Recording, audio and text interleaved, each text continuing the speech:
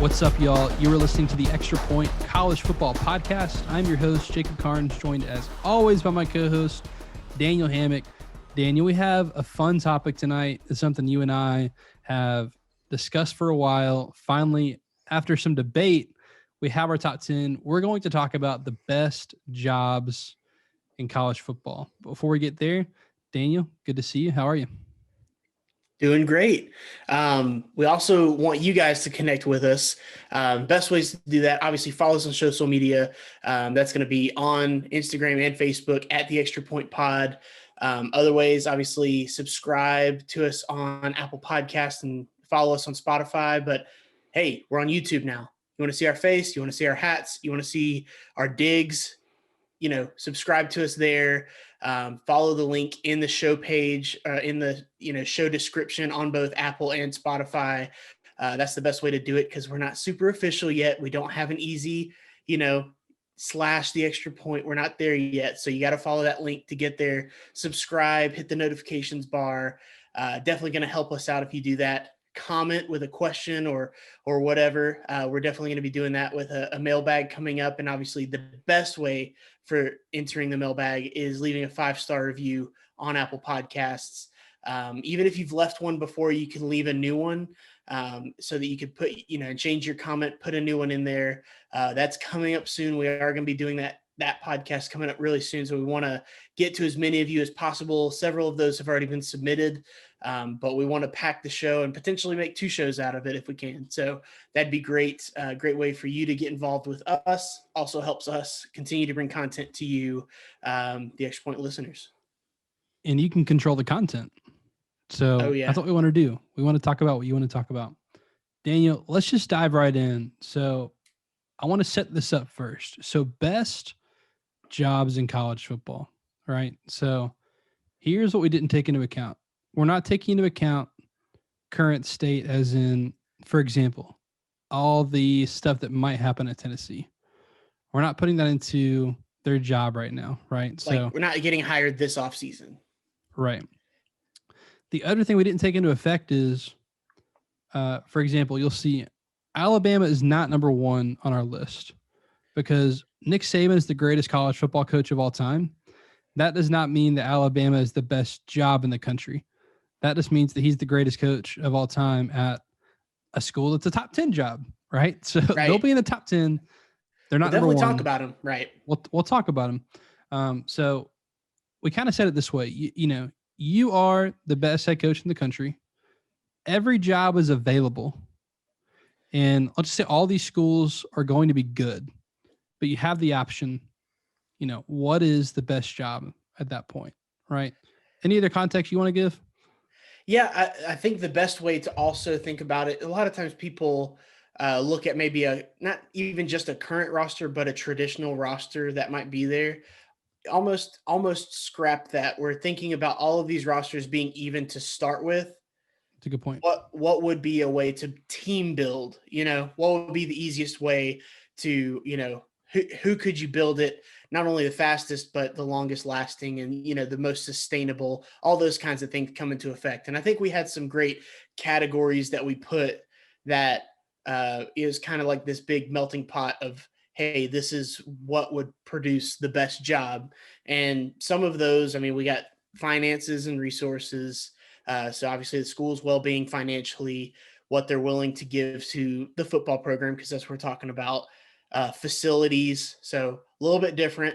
Those are still resources, but that's something that you're actually using on a regular basis. Location, as it pertains to a recruiting base, so access to players, the closest ones, and as far as percentage wise, where the top recruits are coming from.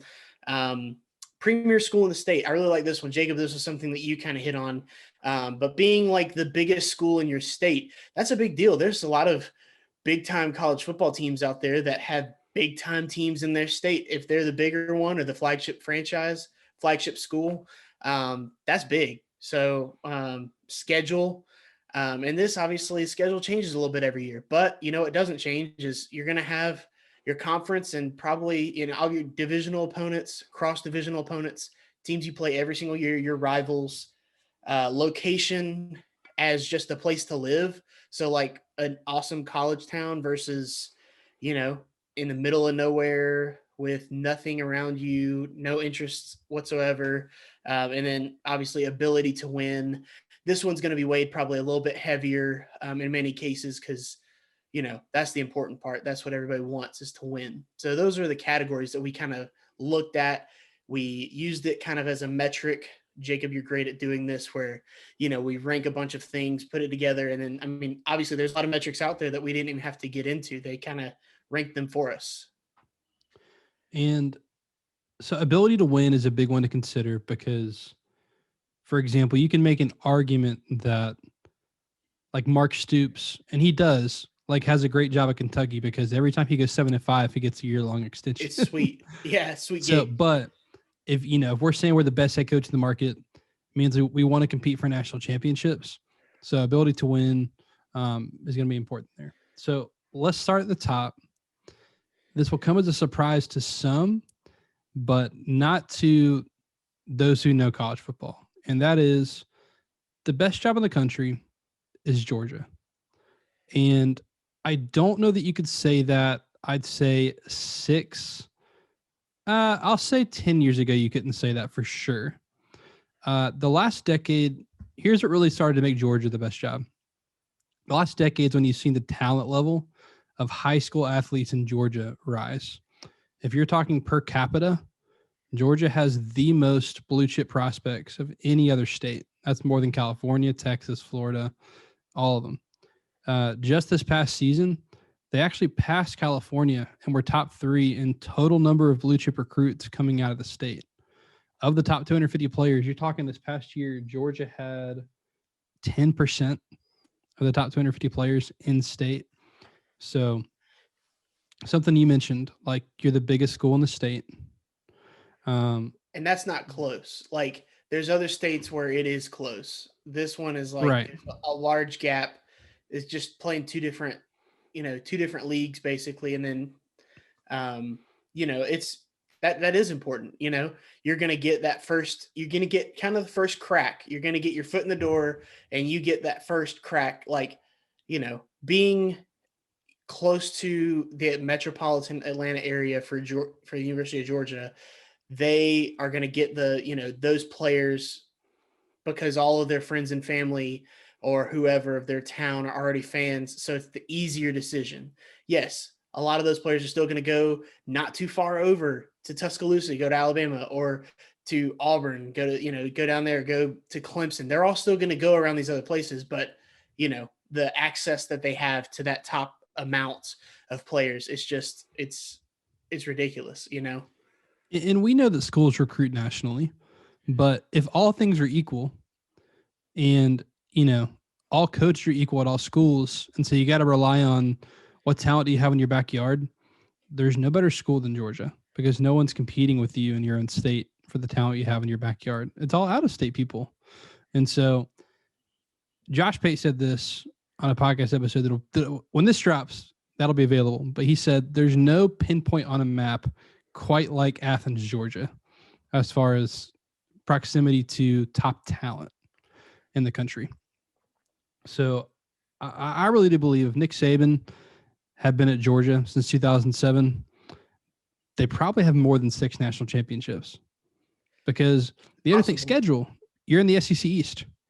So those years where Auburn came out and won the West, LSU has won the West. You don't have that out of the East. There's been a lot of parity in the East. Georgia won it 3 years in a row. Florida won it this past season.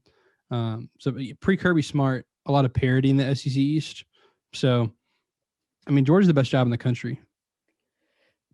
I agree. Obviously you got all the other factors. You said 10 years ago, this probably wouldn't be the case. Some other things that happened in the past decade, specifically since probably 2014, when Jeremy Pruitt was defensive coordinator at University of Georgia, facilities started to improve.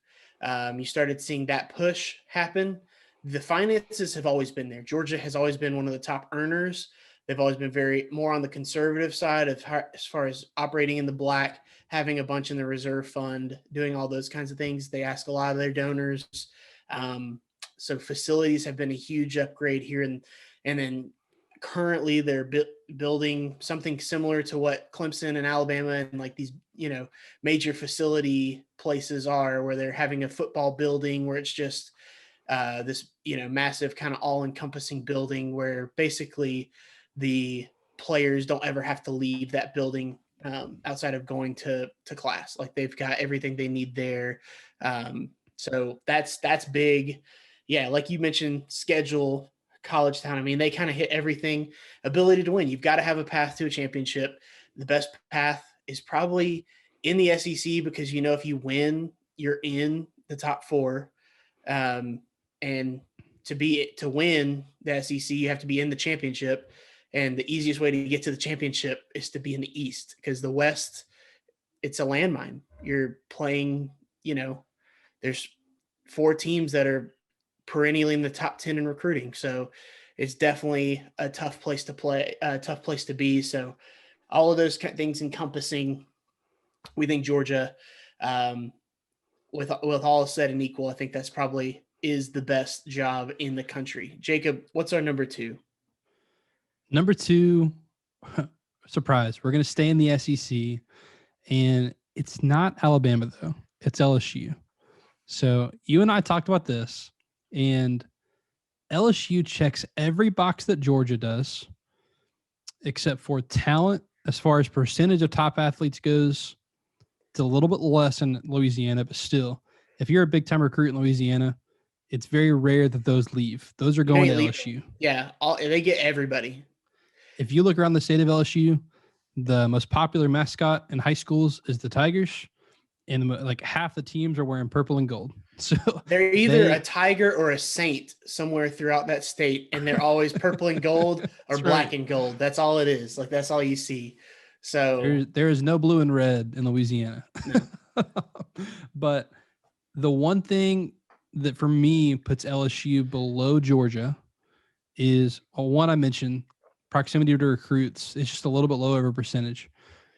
2, they're in the SEC West.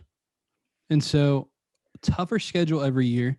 Like every year, no matter the year, Alabama is probably going to be a top 5 team, no matter who's the coach there. Auburn's going to be a top 15 team. Texas A&M is going to be a top 15 team. So right then and there, you've got 3 teams on your schedule every year. And your permanent opponent out of the East right now is Florida. And so that's a tough schedule every year. So that to me is what puts them below Georgia. But I mean, they check every other box. They opened up a new locker room facility before the season. Last year, new football facility. They've done an end zone project. I think it's been 3 years now in the north end zone, I believe, at Tiger Stadium. That fan base is all in. The coaching staff has complete control. Their donors are all in. Yeah, they've got incredible facilities. I mean, that's the best fan experience as far as on a game day. Like it doesn't get 100%. It doesn't get better than that. Jacob, I got to ask you, I'm sure that this is the question popping up for everybody else. All right. LSU above Alabama. I know we're going to get to Alabama later, but I need to hear it. I mean, they do have a common, they've got a common denominator. Nick Saban. He was at both schools. He obviously won a championship at LSU. He leaves for the NFL, comes back to Alabama, and stays. Now, I know things change as far as, his age and stuff, and he may have not wanted to move again and all this kind of stuff. But why would he leave one place and then stay at the other? And do you think that, he stayed there and he's won 6 championships at Alabama versus just having the one at LSU? He's only there for 4 years. So obviously not the same amount of time, but kind of speak to the difference between those two. One, I think you have to take into account that Saban was also at Michigan State for like 8 seasons before going to LSU. So he had been in the college game for over a decade as a head coach. And so moving from there to the NFL, I think you've seen several coaches try it. I mean, Lane Kiffin, Chip Kelly, just like, hey, these competitive guys, hey, I'm going to go try it. There's a job available. I'm going to go jump. Shoot, Spurrier did it. Spurrier did it. Yeah. Secondly, LSU won a title last year. And so, with Nick Saban in their division. So if you're talking ability to win, LSU proved that they can do it even with Nick Saban as a rival in your division. So LSU winning the national championship last year, and you got to think they played for it in 2011, like when you had the game of the century right in the regular season. They beat Alabama 9-6, played them in the national championship, lost 21-0. The ability to win at LSU is there, despite Saban, staying at Alabama. I just think different circumstances, but LSU winning it last year proved that you can still win at LSU. Yeah, that was one that I had trouble with initially, but after hearing it, it's one of these where these top 10 schools, they're top 10 schools for a reason. So, you could split hairs one way or the other. That's what we're attempting to do. Obviously, some metrics lean better for them. I think that one other way is, as far as talent goes, I mean, I know we're saying this after Alabama just brought the, best recruiting class ever. So, tongue in cheek, I guess, if you want, but being a premier school in your state, like Alabama is the premier school in their state, but like Auburn is way closer to Alabama than Tulane is to LSU, so it's the Raging Cajuns. Yeah. Oh yeah. I'm sorry to slight the Raging Cajuns. But absolutely. So that's something that I don't think people take into consideration, like we talk about per capita, like Atlanta versus New Orleans, or, state of Georgia versus Louisiana, but just the percentage of just the overall talent that stays home in LSU versus everywhere else. It's just kind of a different breed. So, all right. So next on the list, so you have anything else to add before I? No, that's it. So you'll see a common denominator here. Georgia, premier school in state. There is another Power 5 school in the state, but it is Georgia Tech. Academic stuff, they've never been on the same level. Anyway, LSU, premier school in state, only Power 5 school in the state. Number 3, Ohio State, premier school in the state, no other Power 5 school in the state. Recruiting in state, not as big as Georgia or Louisiana. And you might think to yourself, hey, Jacob, what about California, Texas, and Florida? We're getting there, and I'll explain why we have Ohio State at 3 here as far as recruiting goes. But, yeah, Ohio State, top 10 in talent. Over the last 3 years, they've ranked 7th or 8th in talent as far as percentage of those blue chip recruits. And so Ohio, like, no one's getting out of Ohio. If you're a blue chip prospect in Ohio, you're going to go to Ohio State. You can just go ahead and lock them up. If there's a blue chip prospect in Ohio, if they want you, you're going there. If they give you, cold shoulder for a minute, you might end up looking at Michigan or, Michigan State, another Big Ten school, Kentucky now, these other schools. So, but yeah, Ohio State. And then just fan base, man. I that's something, the finances and resources, we don't talk about it like a ton, but the part of the finances is the TV viewership, man. And Ohio State, they're just such a strong brand as far as all of that stuff goes. It's tough for a big Ohio State game to not be, in the top 10 of games at the end of the year, when you're looking at ratings and things like that. So they're definitely a cash cow as it comes to that kind of stuff. Well, and you've got Ohio State and Notre Dame as these two Midwestern schools where I think Midwestern fans want to see a Midwestern school go be king, other than some Southern team like, LSU, Alabama, Clemson. Like, you've seen all these Southern teams succeed, so they become this, patriarch of of the Midwest in a sense. For Ohio State as well, facilities. This is actually the only school on this list that I've been to the football facility, and went last year pre-COVID, back when you could actually go do stuff. It's incredible.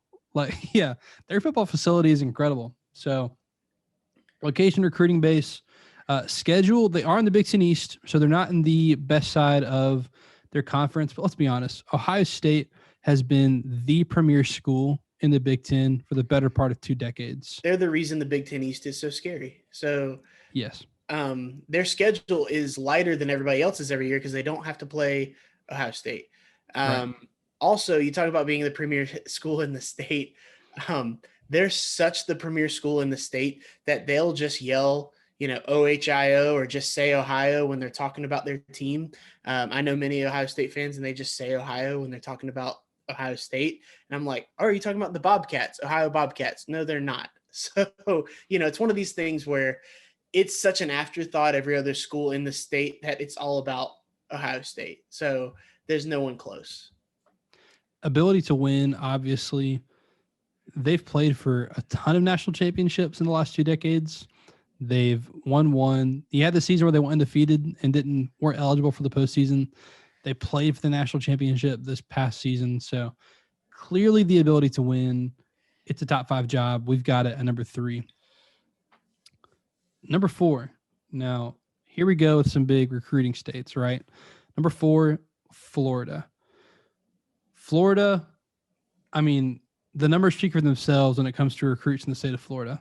Number 1 state in the country for producing college football talent as far as total numbers go. And it's unreal. I don't know how there's this many people there. Like it keeps coming. And just this past season, over 16% of all the blue chip recruits came out of the state of Florida, which is, again, just insane how many players are coming out of there. And again, this is not indicative of how is the school doing right now with that talent, because let's be real, the talent in Florida is getting out of Florida right now. But we're saying that every job is the same, and we have the ability to go lock down the state if you and I are, going to be head coaches. And like Florida, even I mentioned this before the show, when Florida is good, Florida's cool. Like it is like, yeah. And if you're a player in Florida, even if you're down in Miami, like when Florida's good, they're the best job in the state. They are the premier school in the state. Like you mentioned it, Spurrier. I mean, say what you were saying earlier. Yeah. So Spurrier, he kind of obviously he kind of brought this swag, but it was like, he just kind of came in and turned the SEC on its head. I mean, the SEC was this, 17-13 defensive struggle, field position, run the ball, toss, sweep league, the Jefferson Pilot noon kickoff league. And then all of a sudden Spurrier comes in, snatching quarterbacks' face masks, ripping his headset off, screaming at people, and then blowing up stat sheets and scoreboards. I mean, he is a Heisman winner who won a national championship, coming back to school, who's this hot shot running the run and gun offense. I mean, like everything you could have ever wanted. Any college football fan, I mean, he's the ultimate. He's like how, I mean, I think, I don't know. He's every college football fan wants their version of a Steve Spurrier to come to their school. A guy who's played for their school, won at their school, has come back and has just put their school on the map and just made them cool, like made them the fun thing to talk about. So him in the 90s, he did that. I mean, he gave the nickname the Swamp. I didn't realize that. Mm-hmm. That's cool. And then obviously like Urban Meyer comes and does something very similar by just coming in and ruffling the feathers of the teams around him, just showing, hey, I can recruit and coach these guys up. And the amount of talent that was produced from those teams. I mean, the greatest player in that team, helped them win 2 national championships. And Percy Harvin, of course, is who I'm talking about because he was electric. Let's be real. He was the best player in that team. Anyway. We could debate that all. There's so many, especially when you look at the NFL talent, but the amount of the players that they have access to in that area. But, we talk about being premier school. It's so tough because there's the big 3. And so you're going to always have that argument of like Florida State, Miami, or Florida. I'm like, what's the state called? It's called Florida. It's not called Florida State. It's not called Miami. Miami's a city, and a lot of the best talent is in South Florida, but Central Florida has a ton, and that's really where Gainesville is. And I think that there's a lot to unpack there. And as far as ability to win on a consistent basis, I mean, you talk about facilities, that's really where this kind of takes a step up against Florida State, who they're one of the ones that we'll talk about potentially later. They're just outside the top 10. And then Miami is also just outside the top 10. But you talk about facilities and money. I mean, you got 2 ACC schools and an SEC school. You talk about viewership, dollars being spent. I mean, the swamp is packed every week. There's not every week that it can be, so all of those things kind of go into effect where it's just in a better situation. And you're on the good side of the East. If you beat Georgia, you're going to win the East most likely. Yeah, exactly. So you've got a 1-game season essentially as far as the East contention goes, and you have to play LSU every year as your crossover, so that's tough.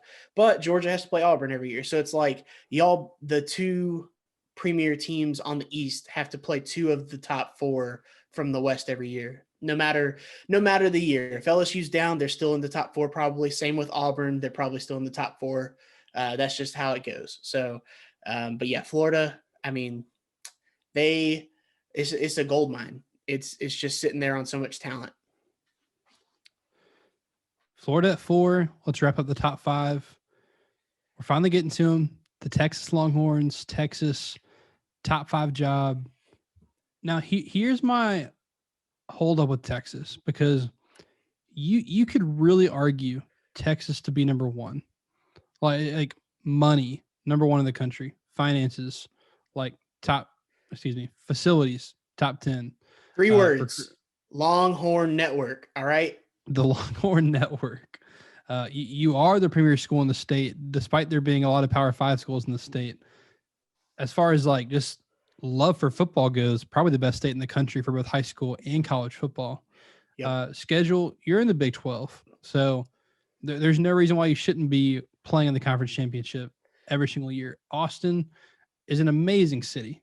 Just an awesome city to be in. The problem that I have with Texas is the boosters are in the way. You can have all the money in the world. You can if I fill this cup up with water, if I just keep pouring water into it, eventually it's just going to start overflowing. You can only put so much money into the football program and it make a difference. Texas, they can print money. That's never been a problem. It's the boosters want, hey, I want to give this money, and I also want to give the coach my 2 cents on how I think the football team's doing. And the reason Nick Saban, have you ever tried Boobie Miles at middle linebacker? Right. So the reason Saban has been successful at Alabama is because he came in and said, I'll be your head coach, but I'm doing whatever I want forever. And they said, all right. And he's won 6 national championships. I don't know if Sark's been told that. I'm sure he's learned from Nick Saban in that when you have control, you win. The boosters, if they really want to win national championships, they need to write the check and let the coach do whatever he wants. There needs to be I'll write the check as long as nothing. No earmarking it. Get out of the way. Right. The other problem I have with Texas is, we can talk about them a little bit, but Oklahoma's not in the top 10 on this list. And in all reality, you could really make the argument that Oklahoma should be ahead of Texas, because Oklahoma has been a better football program forever. They always have been. And it doesn't make sense to me why Texas is not competing for the college football playoff every year. And that's honestly why they're as low as they are. And you mentioned it before. We would be higher on them if they were able to do more with it. I feel like we're beating them up a lot. It's it's mostly we're just trying to express how great of a situation it is for us to say all these things that are reasons that they shouldn't be considered, and they're still number 5. So it's try to keep the yin and the yang where we're at. Texas is amazing at everything at their disposal, ability to win. These are the types of things that they just need to capitalize on. They just need to do it. So obviously they won a championship in 2005, and then they had some success. Yeah, they had some success thereafter, and then since Mac Brown's been gone, it's basically been just a revolving door of mediocrity. So definitely love to see Texas get back. Obviously, if they got back and maybe won something here in the next couple of years, boom, they're up at the top. Top three. Yeah, that's it. Easy. So definitely a lot to say. All right, Jacob. Now we're getting to the people who they're probably going to have issue with us because we've kept them this long. But who's next? Alabama. So, I think you can make the argument to have Alabama lower, especially with the school we have at number 7. But bottom line is Alabama's gotten it done for a long time. There is some talent in Alabama. It's not near the amount that's in, Georgia, Florida, California, Texas, Louisiana, Ohio. Not near those states. It's growing in Alabama, but I don't think there's a more passionate fan base for college football than the state of Alabama.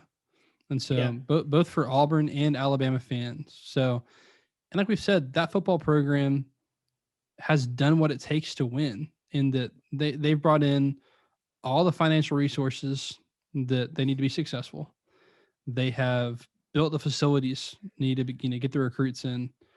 They hired the greatest coach of all time in Nick Saban, after having one of, if not the greatest coach of all time in their history already with Bear Bryant. The stadium's named after him. When your current head coach already has already has a statue outside the stadium, it's probably pretty good. Tuscaloosa is a college town. You proximity wise, you are still close to Atlanta, despite not having the talent in state. You're the premier school in the state, and it's still Alabama. And so it's hard to ignore not just the history, but the recent history when talking about this job, because I think a lot of people would want this job, maybe not immediately after Saban because you're following a legend, but a lot of people would want this job. I remember in high school sitting at a lunch table arguing with the bros. We were talking college football and everything about it. And I remember making a hard, take against Alabama firing Mike Shula. They should have never fired him. They didn't give him a proper chance. He took them through their, probation years. And I think he's a fine coach. Then they hire Saban. What does he do? 7-6. He's garbage. Obviously, look where things ended up. But I just remember thinking, like, this is ridiculous. They can't fire this guy. He just went 6-6 with a, probation team, and then they're going to fire him and bring in this other guy who goes 7-6. Same thing. He loses to Louisiana Monroe. Of course, there was some story left to be told there. Yeah, it's tough because Alabama, Jacob, if I said, who you want to model your program after, at this point, like if any school, it's like, you're like, okay, you're going to point to Alabama. You're going to say, I want to do what they're doing. Yeah. I want to do what they're doing. Well, what they're doing, it's tough because you kind of, in some ways, have to take the coach out of it. And it's difficult because Saban, being the greatest coach of all time, I think that goes very easy off the tongue for most people. And so saying that and giving credit to the school at the exact same time, it's tough as far as the job itself. Also, one thing to consider with the job, how great of fan base you have and all this kind of stuff. I mean, the expectation to win it's always been high at Alabama, but it's at an all-time high now. So that's something to consider when you're looking around. But top 6, I mean, dude, you could shuffle these and probably make an argument for all of them. So, Alabama, definitely top 10, top 6, probably going to get some people asking questions, but we can defend it. I think you could shuffle this next school in there too and make an argument. Number 7, USC. So University of Southern Cal, you are the premier school in your state in California. Obviously, talent in California was top 4 this past season. Over the last 3 years, it's been top 3 in talent, where you've got like 11 to 13% of the blue chip recruits coming out of California. So proximity to recruits is incredible. College town, I mean, you're in Los Angeles. Like, one of the premier cities in the country. And like right now you've got like, you got all the professional sports teams. Every famous person's got a house in LA. Finances and resources. Their donors do a great job of keeping their bank account full. The one knock you could have here is, and this is why I think they're lower for me, is the TV deals, where they're in the Pac-12, and the Big Ten and the SEC have gotten some big premier TV deals. The ACC just signed a nice new deal with ESPN. The SEC just signed an even bigger deal with ESPN after their contract with CBS ends here in a couple of years. But Pac-12 hasn't had great leadership, so it's knocking USC down a little bit, but still a top 7 job. I could very easily hear an argument where they're top 3. In fact, before we put our heads together on this one, I had them at 3, like in the top 3. So USC is a great job. I agree. I think it is a great job. It's tough. Finances are there. These other things. I mean, everything is there. Viewership is a real big thing that draws them back a little bit. And I say viewership, I mean TV deal, TV money. But that's also a price you pay on the West Coast. It's a really cool place to live on the West Coast. There is a lot to do with your time. The fan base is national, because people from Southern California, they do move other places, but I mean the large base at large of who's going to be a fan and watching and these kinds of things, they've got a lot of things to do. They've got that's just kind of that laid back West Coast mentality. So that kind of does factor in a little bit here.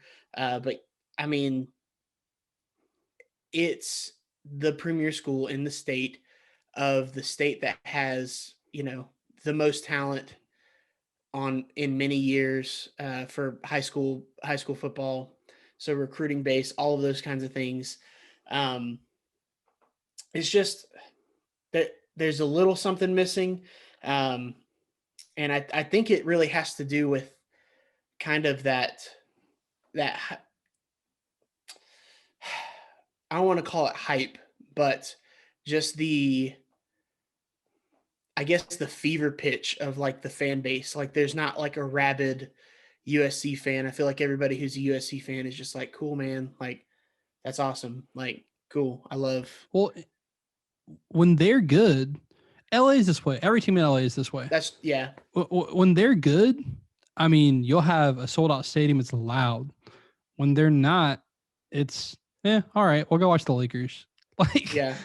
And so, again, USC is a situation like Texas where how are you not winning the Pac-12 80% of the time? Yeah. If not 100, 90% of the time, and contending for college football playoffs year in and year out. The fact that they haven't been to a playoff yet doesn't make sense, which also kept them lower on the list, similar to Texas. It's just going to take the right guy to get it done.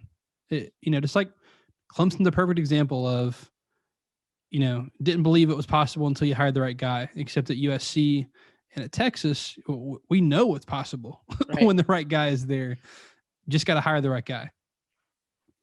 Yeah. I mean, when you're winning, you've got players dating the Kardashians. You've got, OJ Simpson, doing a lot of stuff. Yeah. He's just there. Shoot, you've got the royal family living in town now. Prince Harry and Meghan Markle, they're close, so they might drop by. Who knows? I mean, think about how cool USC was in the Pete Carroll era. Like everybody wanted to go to USC. Like that team just made them fun. I think you hire the right coach. You can have that out in California where you start keeping these players home, and it's cool to go play for USC again. Sark, Lane Kiffin on the offensive side of the ball with Pete Carroll, like they should have won every game. Oh, they almost did. So it was close. Right. Well, next is more of my speed. This is one of the teams that I could see being higher. Obviously, we both agree they were going to be top 10. This is kind of where you had ranked them. I probably would have them up closer to, 5 or 6. But if I do that, who am I going to put them above? That's difficult. So next team, Notre Dame. I mean, they just it's the brand of all brands. I feel like they just it's got the cachet. Obviously, Rudy, you've got all these kinds of things, but I mean, historic field, historic stadium, the gold helmets, the whole deal. I mean, the TV money is nice too. So all of that. They check every box. -1. That's proximity to recruits. Notre Dame has to recruit nationally because there is no recruits near South Bend, Illinois, or South Bend, Indiana, excuse me. But they've always recruited nationally. They have to recruit nationally, but it's also a tough academic school. Right. And so you can't just recruit anybody. So the fact that they recruit where they do is impressive. Right. And you have the ability to win. They've been to not just, the historic national championships, but you've been to the college football playoff 2 out of the last 3 years. And you're a quarterback away from winning a couple of those games. So Notre Dame has the ability to win. Awesome college town. You make your own schedule, so you can really choose who you want to play. The TV money, obviously, you're an independent who has their own TV deal with NBC. You get all the money. You don't have to split it with a conference. Well, they also get ACC money too because they're a partial member. So I know that the partial member is not part of the football, but the partial member is part of football. They're full members in other sports. So they get a full share as the 15th team in the ACC conference, in addition to $15 million a year from NBC by themselves. So that's a lot of money. And that's why they're not going to join the ACC anytime soon until conference realignment happens. So We'll see then. But yeah, they check every box. It's Notre Dame. Like you said, everything about Notre Dame is iconic. And like there were rumors that was Urban Meyer's like dream job. Like he would, come out of broadcasting if Notre Dame became available. But Brian Kelly's doing a great job there. So yeah, I think Notre Dame, I would like to put them higher, but like you said, I don't know who I'd put them above. It's so tough. That's when you do a top 10 and it's about jobs and it's not just about we can rank top 10 teams all day long and really the top 6 are not controversial at all. And then you get to, but this is man, fitting an all-time job, that's tough. That is tough. Let's go to number 9. Some more blue and yellow. Go Blue, Michigan. The maize and blue. All right. It's maize not blue and yellow. Goodness gracious. You're going to piss off everybody. So Michigan could be higher on this list. Biggest thing here, same for Notre Dame, is recruits in state. There's just not a ton. You are the premier school in state, but you do have another Power 5 school in your division and a Power 5 school that has actually, believe it or not, been to the college football playoff since its conception. Believe it or not, 2015, Michigan State was in the playoff. That happened. Finances, they are top 3 every year in revenue. All up there with Texas, Georgia, and then Michigan, always right there at 3. Facilities, Michigan has some great facilities as well. Ann Arbor's a great college town. You are in the Big Ten East, so schedule not that easy as in the Big Ten West. Your rival is Ohio State, but still, historic job. You have the ability to win. Like I said with a couple of these schools, all it takes is the right guy. Michigan is right back where they were in the 80s and 90s and early 2000s even. So Michigan's a top 10 job for sure. We've got them at number 9. Just like you were saying, Ann Arbor, great place to live, great college town, great place to raise a family. Look at Chris Traeger and Ann Perkins. They moved there to raise their baby. So they did, from Pawnee, Indiana. They should be above Notre Dame. That should be the cutoff, right? That's it, because of the location. All right. Because of Parks and Rec. We'll turn out the top 10, and then we'll talk about some teams that got left out. This one's a little controversial, and I think you and I disagree on this one a little bit, but Auburn at 10. Tell me what you like. Tell me your hesitations, and I can help you see the light. Yeah, so I definitely like passion, fan base, facilities. I mean, the SEC West is an arms race, that rivals the Cold War. Constantly. That's not something that no one's scared of. Basically, and then Auburn, they're basically the baddest dude who has the baddest dude as an older brother. So it's just like, I hate it for Auburn because they are so good at what they do, but then there's someone who they're measured against all the time who just does it a little bit better and then sometimes a lot better, and it's frustrating, I'm sure. But that's not a big gap, 6-10. So them being number 10, this was one I had a little more trouble with, and you kind of laid a stat on me that I really wasn't ready for, and it made me more open to the idea as far as ability to win. Obviously, we talked earlier about Alabama with the proximity to recruits. The same for Auburn because it's the same state, obviously. And we went through everything else. It's a great place to live, all those kinds of things, the recruiting base, all those things, finances. It's not the premier school in the state, but you could almost give that a pass in this instance, I guess, because of why, Jacob? Why do we give it a pass for being premier school in state? What was that stat you gave me earlier, which I'll overlook not being the premier school in the state? So we had a little bit of a discussion around Auburn versus a big one was Texas A&M, right? Which we'll talk about A&M in a minute because A&M does better than Auburn in revenue, better facilities, recruiting base. You're in Texas, not the premier school in state, similar to Auburn. Schedule, they're both in the SEC West. College town, both great college towns. Like Auburn's awesome, College Station's awesome. Ability to win, for whatever reason, no one's been able to figure it out at Texas A&M. No one can figure it out. I think they've got the right guy right now, but no one's been able to figure it out yet. Auburn, on the other hand, every coach at Auburn since Pat Dye has played for the national championship. So I did not believe that when you said that.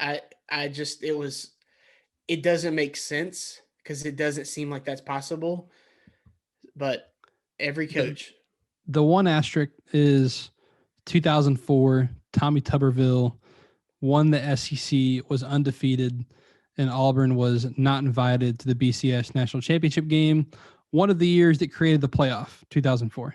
Yeah. So Auburn went on to finish undefeated and didn't play for the national championship, but won the SEC and was undefeated. So, yeah. So and ability to win at Auburn. They made the BCS national championship game. Right. It was just they basically would just match up. You had the BCS that would crown the champion, but you would play just your big bowl games. You'd play your Sugar Bowl, your Rose Bowl, whatever, and then the vote and the calculation would pick it out. So it's like when Auburn beats Alabama, there's a really good chance they're probably going to play for the national championship or at least set themselves up with a chance. I mean, even as recent as 2017, they win the Iron Bowl. They had 2 losses, but they were ranked second in the playoff rankings going into the SEC championship against Georgia. So ability to win at Auburn, it's like you said with Georgia and the other SEC teams on this list, is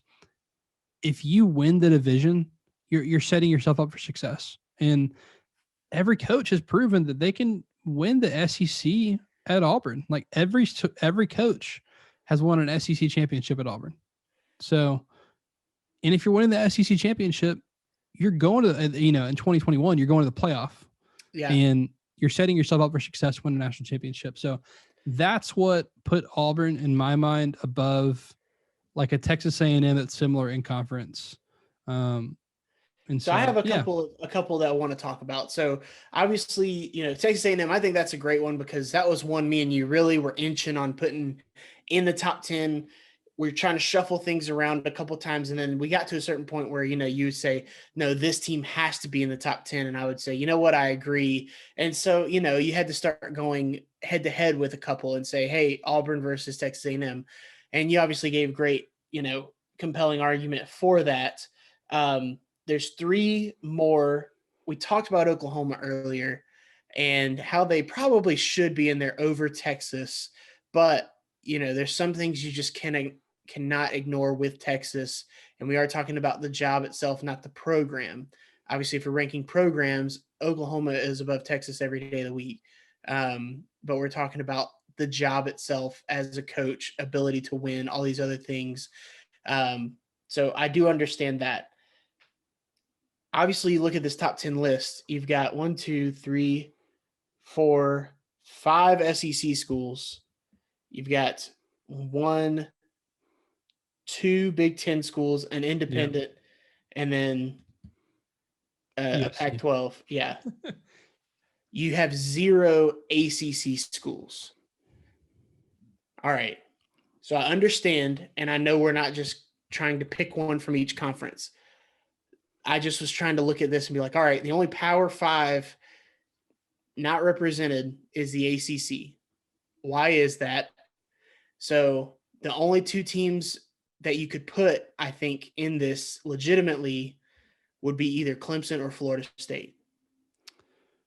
So I'll be honest. If I were ranking 11 to 15, I would actually have Miami above Clemson. Okay. We'll come back to that. But why no ACC schools? Well, one, I think it's, again, you got to look at the 10 schools ahead of the ACC schools. And bottom line is these are 10 jobs that are better than any ACC job. I think Florida helps with keeping out Florida State and Miami to a certain extent. My next point. Yeah, they do. You're going right up against Florida. And then let's just talk about Clemson for a second. Clemson, similar to Alabama, is you have the right guy as your head coach. Therefore, you're winning football games despite not being one of the best jobs in the country. Now, facilities, Clemson has the best facilities in the country, which is great. But like revenue, like top 25, they like as of last year, the last financial records available was the first time they cracked the top 25 and they ranked 25th, right? Recruiting in state, South Carolina is not a good state for in-state recruiting. Now, you could argue their proximity to Atlanta. I mean, they're 75 miles outside of Athens, so that's of what course it's Clemson. Was that their proximity to Atlanta is very similar to even the University of Georgia. I mean, but, Alabama and these other schools, they have access there. And then the Carolinas and up to Virginia Beach, like they basically they have that whole area where I feel like that's a stronger recruiting base. I know one of our biggest things we were talking about during the week leading up to this was, hey, are we drawing the state line or are we drawing like a metropolitan radius basically around them? Because I do think they have access within a certain amount of miles to a ton of talent. But, being within the state of South Carolina, there are limits to the state of South Carolina. They are the flagship program, so that's good. But yeah, I agree in most of these cases. I guess for me, so Florida State was the old Clemson, and Clemson is the new Florida State. Basically, Florida State, as soon as they joined the ACC, they were like ripping through it. They won, I think, the first 12 years they were in the ACC. They won the ACC championship. It was something crazy like that. Like they joined and they're just winning. And then you added like Virginia Tech and Boston College and Miami came over from the Big East. And, and you were like, oh, these teams are going to be great. And then none of them have been good since they joined the ACC. But anyways, now you've had Clemson for the past several years, basically just ripping through the ACC like it's nothing. Florida State is the only one where I would also consider, facilities and fan base, access to talent, those kinds of things. It's just so difficult because they are a second or even a third in their own state. So it's tough to make those arguments. But yeah, I think that Clemson or Florida State would be my number 10, or they're like 11 and 12 for me. It's hard with the recruiting stuff with Radius, because it's hard to for a high school football player. You can't replace the, hey, I grew up in Alpharetta, Georgia, and like the University of Georgia is the in-state school.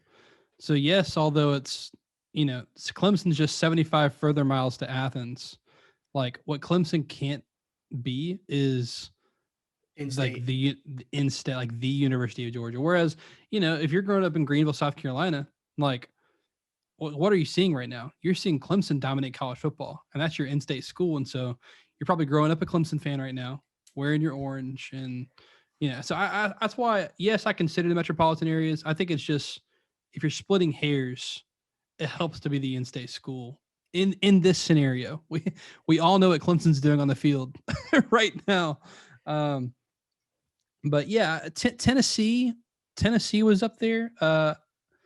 Now, we're not going to take into account present circumstances with Tennessee.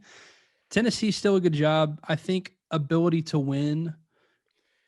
Recruiting base comes back because they don't ever they have to recruit nationally.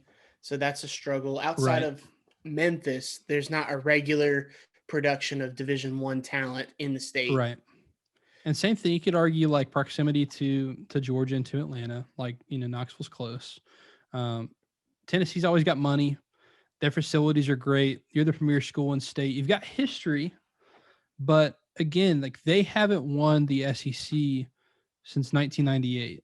And so ability to win, I don't know about the ability to win. Like it's been a while, And this could be somewhat, this is where we are now. So if Tennessee can turn things around, similar to what we talked about with Texas, if they can turn things around and kind of start showing their path to winning an SEC again, it's tough. They're one of the teams that they're the team from the East that doesn't get the luxury of saying we're in the SEC East because they play Alabama every year. So it's like you may be in the East, but you still have to play them. But something I thought was interesting, now looking back at our list, Jacob, obviously a lot of these teams might be close to each other. They might be this, that, or the other, but there's only one state that has two representatives, and that's Alabama. Alabama. So it's like, I didn't even think about it. It's just really funny because it's like, you talk about, hey, what's the greatest rivalry in college football? People, you're always going to hear like Ohio State, Michigan. Hey, they're both in the top 10. Auburn, Alabama. Hey, they're both in top. It's like they're literally two of the best best top 10 jobs in the country. They're in the same state. Like that's wild. So that is wild. Food for thought. A few more teams just to mention that would have been after that. I mean, you've got Oregon, I think it's a top 20 job. North Carolina, I think it's a top 20 job. Wisconsin, Penn State, Nebraska, Ole Miss, South Carolina. So you're starting to get in the weeds after that. I feel good about our top 10. I'm glad we discussed from the top 15. But hey, let us know your thoughts. If we were right or wrong, let us know. Find us on social media and let us know. If you're watching on YouTube, there's both of our names right above us. Follow us on Twitter. Let us know. I expect to hear from Cartwright about Clemson, right? There has to be. Right. He'll be mad that South Carolina wasn't technically on my list, it's a top 25 job. So South Carolina is? Yep. Well, are they the title team? Are they the title school of the state of South Carolina? Because they don the name South Carolina. Pre-2014, Clemson was not the premier school in the ACC. Clemson was not the premier school in the state of South Carolina. So again, it's all about hiring the right guy. Clemson did it with Dabo. So anyway, that's enough talk about the top 10 jobs. Let us know what you think are the best jobs in college football. But that will do it for this edition of The Extra Point. He is Daniel. I'm Jacob. See you.